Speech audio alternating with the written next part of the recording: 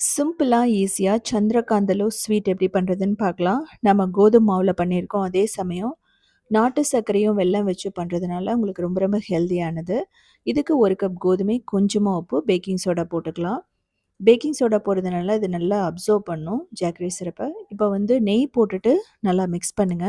நெய் இல்லன்னா butter, oil எது வேணாலும் போட்டுக்கலாம். பட்டர் அப்படின்னா 1 கியூப் போடலாம் நீங்க.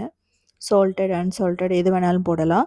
முதல்ல நல்லா மிக்ஸ் பண்ணிட்டு, தேவையான அளவு தண்ணி ஊத்திட்டு, செமி சாஃப்ட் டோ மாரி கொண்டு வரணும். அந்த மாவு ரொம்ப சாஃப்ட்டா இருந்துச்சு அப்படின்னா, உங்களுக்கு சுகர் சிரப் வந்து அப்சர்வ் பண்ணாது. ஸோ சாஃப்ட்டா இருந்ததுனா கூட நீங்க எக்ஸ்ட்ரா மாவு போட்டு பெசஞ்சுக்கலாம். ஸோ இது வந்து பார்த்தீங்கன்னா, பெசஞ்சதுக்கப்புறம் ஒரு 10 நிமிஷமாவது இதுக்கு ரெஸ்ட் குடுக்கணும். கோதும மாவு இல்லன்னா மைதா, ராகி, அதுக்கப்புறம் ரவை எதுல வேணாலும் இத பண்ணலாம்.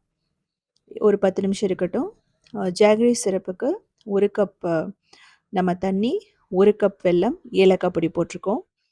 இது வந்து ஜாகரி பவுடர். ஜாகரியா இருந்தா நீங்க வடிச்சு போடணும்.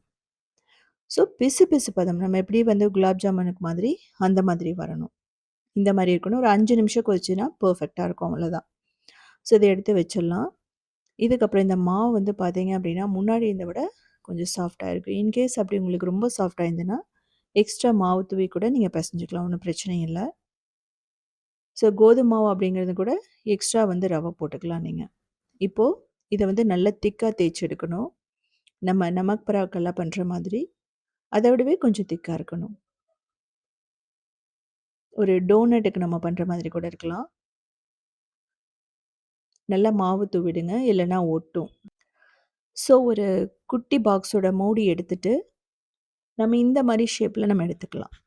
அதாவது நிலா வடிவம்னு சொல்லுவாங்க. அரை நிலா வடிவம்னு சொல்லிட்டு. அதாவது சந்திரகாந்தலோன்னு சொல்லிட்டு ஆந்திரால சொல்லுவாங்க. அந்த ஷேப்ல நம்ம கட் பண்ணி எடுத்துக்கலாம். இதே வந்து பார்த்தீங்கன்னா, நான் காரத்திலயும் போட்டிருக்கேன். இன்னும் கொஞ்சம் கூட நீங்க திக்கா பண்ணலாம். ஸோ உங்களுக்கு எந்த அளவுக்கு திக்கா இருக்குமோ, அந்த அளவுக்கு நல்லாயிருக்கும். நல்ல திக்கா பண்ணீங்க அப்படின்னா, குலாப் ஜாமுன் மாதிரி இருக்கும். ஸோ பாருங்க.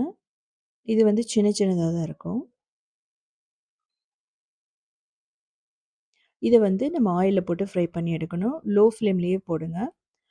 லோ டூ மீடியம் வச்சீங்கன்னா, அப்பதான் நல்லா வந்து ஃப்ரை ஆகும்.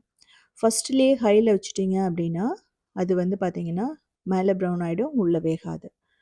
பாருங்க எந்த அளவுக்கு உப்பி வந்திருக்குன்னு சொல்லிட்டு, இது வந்து அந்த ஜாகரியோட சிரப்ப நல்லா அப்சர்வ் பண்ணிக்கும்.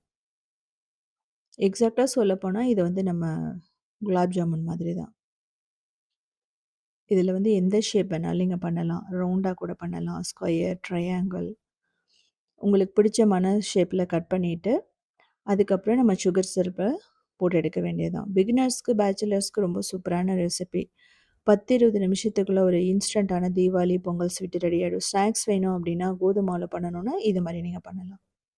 இன்கேஸ் உங்களுக்கு வந்து ஆயில்லயே ஃப்ரை பண்ண வேணாம்னா, நீங்க ஏர் ஃப்ரையர்ல நீங்க பேக் பண்ணிக்கலாம். பேக்கிங் பவுடர் கொஞ்சம் போட்டு, அவன், ஓடிஜி எதுல வேணாலும் பண்ணலாம்.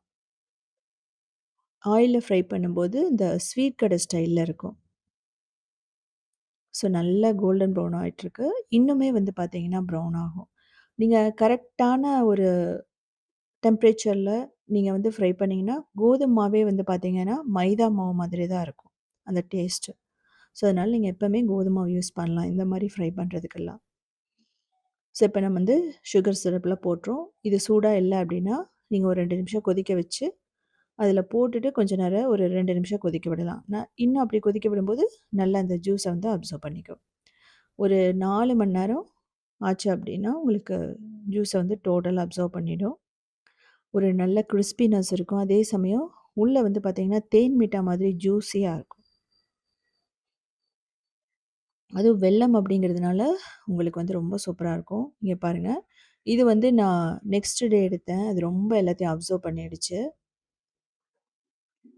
வெல்லம் அப்படிங்கிறதுனால குழந்தைகளுக்கு குடுக்கலாம். இதே மாரி சிம்பிளான யூனிக்கான ரெசிபீஸ் வேணும்னா, நீங்க கிரியேட்டிவ் வேர்ல்டு வந்து ஃபாலோ பண்ணலாம். 2000 ரெசிபீஸ் எல்லாமே சிம்பிளான ரெசிபீஸ் தான். சவுத் இண்டியன் ஃபுட்ஸ் டாட் இன்ங்கிற வெப்சைட்ட 19 இயர்ஸா ரன் பண்றோம். அதுலயுமே 8000 ரெசிபீஸ் இருக்கு. எல்லாமே வெஜிடேரியன் ரெசிபீஸ் தான். ஸோ செஞ்சு பார்த்துட்டு கமெண்ட் பண்ணுங்க.